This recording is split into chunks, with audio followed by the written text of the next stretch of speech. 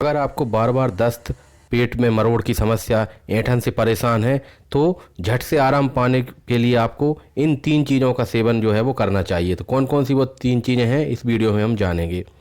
देखिए, गर्मी का मौसम शुरू हो चुका है और इन दिनों बहुत से लोग होते हैं जिन्हें दस्त यानी कि लूज मोशन की समस्या हो जाती है। तो इसमें होता क्या है कि हमें फ्रेश होने के लिए बार बार जाना पड़ता है, हमें जो है बार बार स्टूल यानी कि मल त्याग के लिए जाना पड़ता है। और जो हमारा स्टूल होता है, मल जो होता है वो काफ़ी पतला हो जाता है और कई बार जो है वो पेट में दर्द होता है और अचानक से मरोड़ की समस्या भी हो सकती है।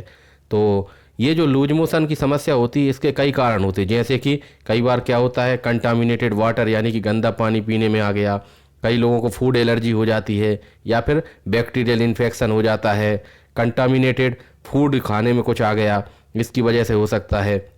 तो ये जो लूज मोशन होता है इसमें बार बार जो है वो एकदम पानी की तरह जो है वो जो है मल होता है हमारा वो पानी की तरह एकदम पतला हो जाता है और इस कारण से जो है शरीर में जो है वो पानी की कमी यानी कि डिहाइड्रेशन हो जाता है और कई लोगों में उल्टी और नौसिया यानी जी मचलाने की समस्या भी हो सकती है। तो आइए जान लेते हैं कि कौन कौन सी वो 3 चीज़ें हैं जिनका सेवन हमें करना चाहिए ताकि ये जो दस्त की समस्या है इसमें राहत मिले। पहला जो है वो है ORS का पानी। देखिए, ORS का जो फुल फॉर्म होता है वो होता है ओरल रिहाइड्रेशन सॉल्यूशन।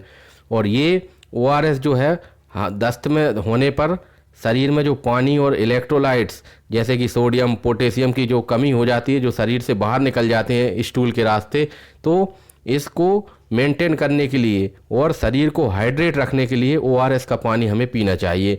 दिन में इसे 1 लीटर के लगभग जो है वो 1 लीटर 2 लीटर या फिर जिस तरह की कमी जो है वो बॉडी में है फ्लूइड की, यानी जितने ज़्यादा दस्त आपको लगे उस हिसाब से आप इसको ले सकते हैं। और कहीं ना कहीं जो है वो कम से कम 1 लीटर जो है ORS का घोल पीने की सलाह दी जाती है। इससे हमारे शरीर में पानी और इलेक्ट्रोलाइट्स जैसे कि सोडियम पोटेशियम की कमी नहीं होती है।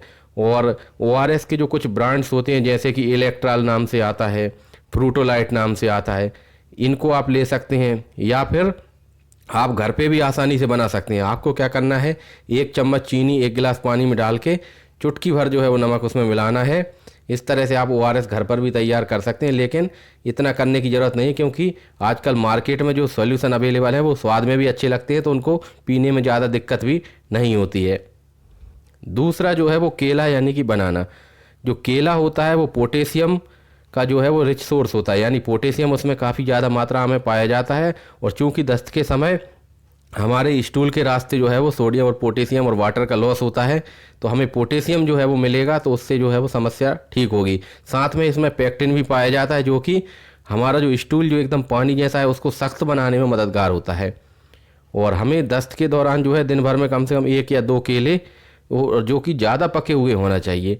अब ज़्यादा पके हुए से मतलब ये नहीं है कि आप दुकान पे जाके एकदम सड़े केले ले आएँ, बिल्कुल ही ज़्यादा पक चुके हों, जो सस्ते मिलते हैं वो वाले केले नहीं लेना। आपको क्या करना है, मतलब जो कि कुल मिला के ये है कि कच्चे नहीं होना चाहिए केले, पके हुए होना चाहिए, ठीक है। क्योंकि अगर आप ऐसे सड़े हुए सस्ते के चक्कर में ऐसे सड़े हुए केले ले आएंगे तो उससे आपकी दस्त की समस्या ठीक नहीं होगी, बल्कि वो जो इन्फेक्टेड केले हैं जो बहुत ज़्यादा पक जाते हैं, जिनके ऊपर मक्खियाँ बैठती रहती हैं और जो सड़े हुए उनको खाने से आपकी दस्त की समस्या हो सकता है और ज़्यादा बढ़ जाए। तो फिर आप ये कहेंगे कि जो डॉक्टर साहब ने तो बताया था कि दस्त में आराम होगा, लेकिन ये तो और ज़्यादा बढ़ गए दस्त। तो ऐसा ना हो इसलिए आपको जो है वो मतलब मीडियम पके हुए केले का सेवन जो है वो करना है और इस तरह से जो है वो आपको दस्त में जो है वो आराम हो जाएगा। फिर तीसरा जिस चीज़ का आपको सेवन करना है वो है दही यानी कि कर्ड।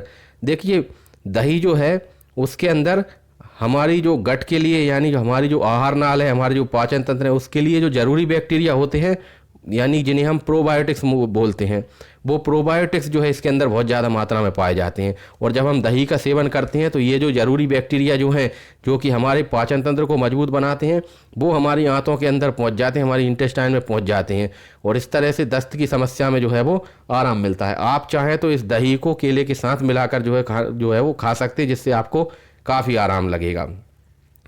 फिर कई बार क्या होता है कि ये जो स्थिति होती है दस्त की समस्या होती है, इसमें व्यक्ति को साथ में उल्टियाँ होती हैं, बहुत ज़्यादा जी मचलाता है, कुछ भी खाता है तो उल्टी हो जाती है। तो फिर ऐसी स्थिति में आपको डॉक्टर के पास तत्काल जाना चाहिए और फिर डॉक्टर की सलाह से आपको दवाई लेना चाहिए। हो सकता है आपको आईवी फ्लूइड चढ़ाना पड़े, जिसमें कि आरएल जो है, रिंगर लैक्टेट जिसे हम बोलते हैं, वो देना पड़े, साथ में कुछ एंटीबायोटिक देना पड़े, उल्टी रोकने के लिए कुछ दवाइयाँ देना पड़े।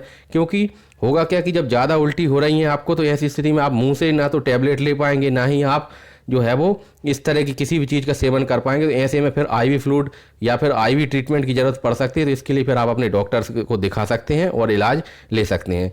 तो उम्मीद है वीडियो आपको पसंद आया होगा। ऐसे ही वीडियो और पाने के लिए वीडियो को लाइक कर दें, और साथ में अगर आप चाहते हैं कि किसी और टॉपिक पर मैं वीडियो बनाऊँ, तो आप कमेंट सेक्शन में जो है वो लिख कर बता सकते हैं, और इस वीडियो को आप लाइक ज़रूर कर दें।